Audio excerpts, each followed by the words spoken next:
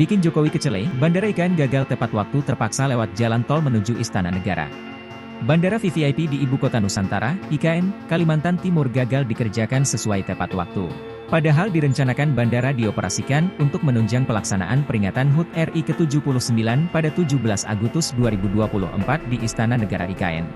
Otomatis Presiden Jokowi dan tamu undangan lainnya dari luar pulau diarahkan untuk mendarat di Bandara Internasional Sultan Haji Muhammad Sulaiman Sepinggan Balikpapan. Menteri PUPR sekaligus PLT Kepala Otorita IKN Basuki Hadi Mulyono menyampaikan permohonan maaf atas kondisi ini. Pendaratan pesawat penumpang tidak dapat dilakukan di sana lantaran landasan pacu bandara masih kurang 300 meter.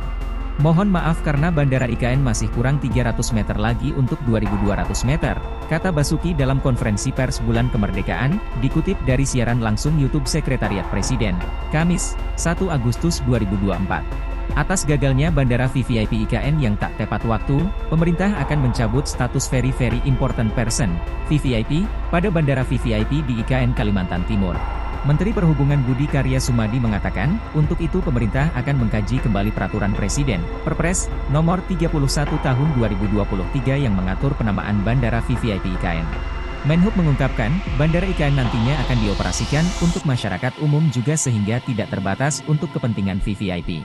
Hal ini bertujuan agar distribusi pergerakan pesawat lebih merata dan untuk memaksimalkan penggunaan bandara supaya memberikan nilai ekonomis. Sebagai informasi, Bandara IKN mulanya ditargetkan beroperasi terbatas untuk upacara 17 Agustus perdana di IKN. Presiden Joko Widodo, Jokowi, dan tamu VVIP akan mendarat di bandara tersebut.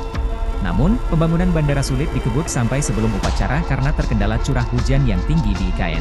Akhirnya, pengoperasian terbatas Bandara IKN diundur menjadi akhir Agustus 2024.